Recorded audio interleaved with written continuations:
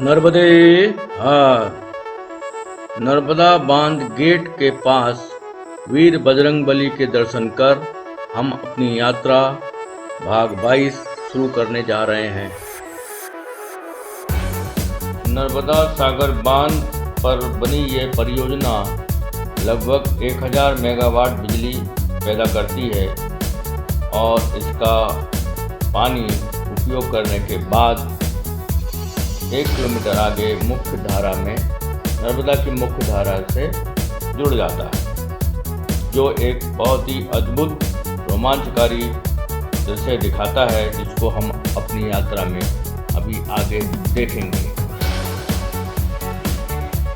जैसा कि हमको मालूम है कि नर्मदा नदी का बहाव दक्षिण दिशा में सतपुड़ा पहाड़ और उत्तर दिशा में विंध्याचल पहाड़ के पथरीले चट्टानें, घाटियों, जंगलों, रेतीले मैदान से होकर गुजरता है।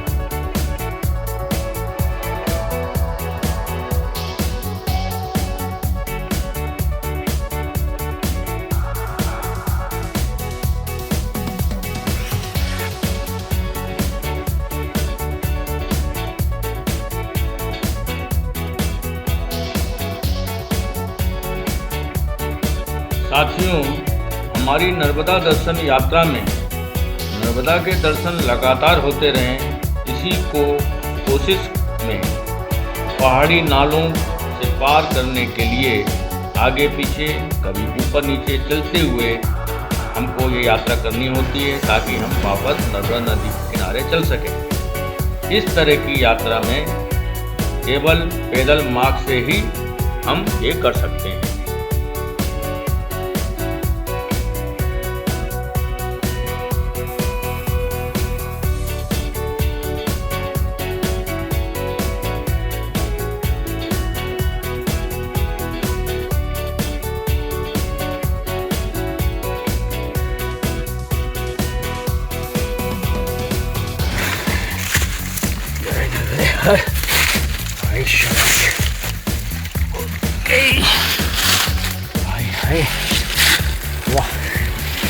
वाटर क्लाइंबिंग तो बेसिक कोर्स का आज फ़ायदा मिल गया मेरे को, और मैं एक नाले को क्रॉस करने के लिए जो ट्रैवर्स किया उसमें हुआ है।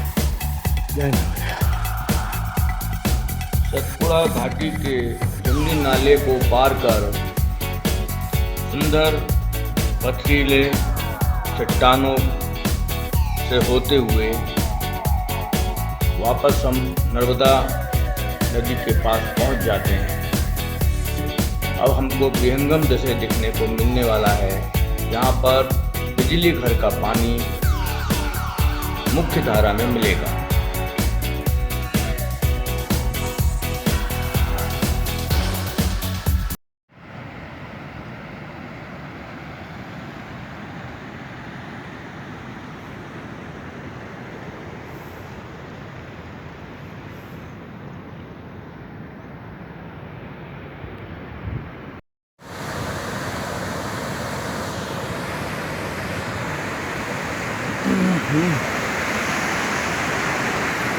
वाह,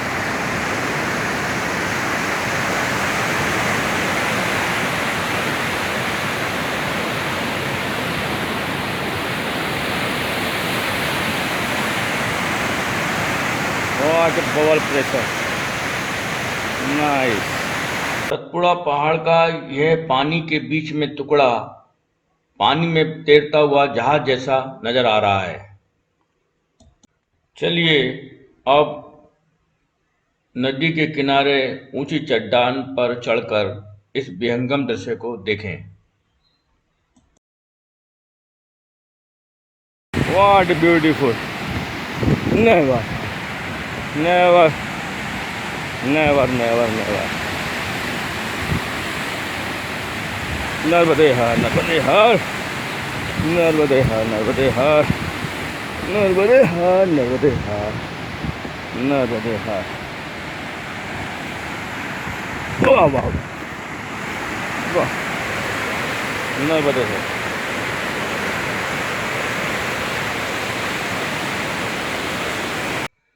आज की यात्रा शुरू होते ही हम विशाल क्षेत्र में फैले सतपुड़ा के चट्टानी घाटियों से होकर नर्मदा दर्शन करते हुए आगे बढ़ते चलते हैं।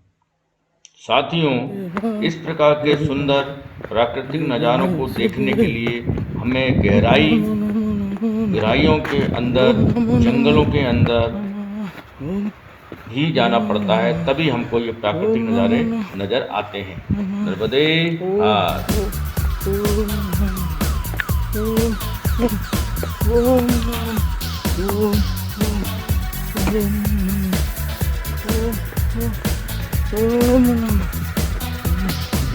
मोबाइल के साथ फोटोग्राफी करते हुए और प्राकृतिक नज़ारों को कैद करते हुए यात्रा करना भी एक बहुत अधिक रोमांचक अनुभव कराती है।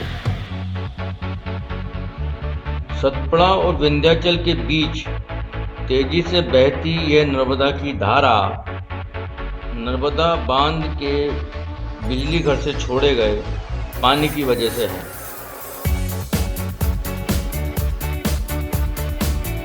दोनों तरफ के पहाड़ों को देखने से ये मालूम पड़ता है कि बरसात में ये पूरा पहाड़ डूब जाता होगा।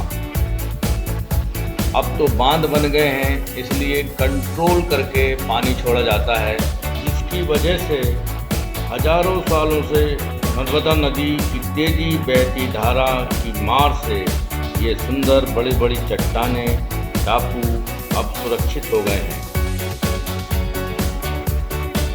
चलिए अब इन सुंदर प्राकृतिक चट्टानों पर चलते हुए प्राकृतिक नज़ारों का आनंद लें, रोमांचित आनंद लें। नर्मदे हार। साथियों, जिस तरह हिमालय के पहाड़ों पर बर्फीले शिखर पर पहुंचने का आनंद आता है, प्राकृतिक आनंद के नज़ारे देखने को मिलते हैं, उसी तरह नर्मदा माई ने भी अपने बहाव क्षेत्र के शिखर से आनंदित करने वाला प्राकृतिक दृश्य दिखाया है। साथियों, लगभग 8 किलोमीटर के पथरीले रंगीले सतपुड़े की चट्टानों से चलते हुए हम अब और अधिक चौड़े डूब क्षेत्र वाले जल भराव में पहुंचने वाले हैं। यहाँ पर सतपुड़ा और विंध्याचल पहाड़ों की आपस की दूरी भी जल भराव के कारण कुछ ज़्यादा हो गई है, दूर हो गई है। यानी कि ओमकारेश्वर डैम के जलाशय क्षेत्र में हम पहुंचने वाले हैं और यहाँ से नर्मदा का बहाव अब शांत हो जाएगा। नर्मदा का ये जल भराव क्षेत्र ओमकारेश्वर तक लगभग 35 किलोमीटर है, जिसमें यहाँ से आगे 10 किलोमीटर आगे दहाड़ता हुआ धारावी जलप्रपात है, जो अब डूब गया है। नर्मदे हार।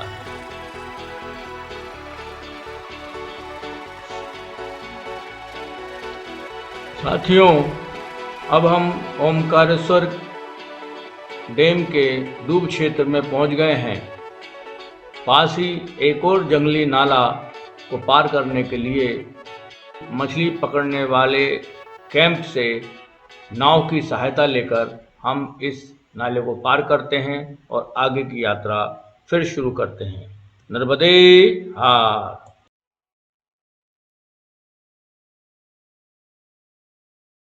है ना कि अभी 1 घंटा बैठ ही लिए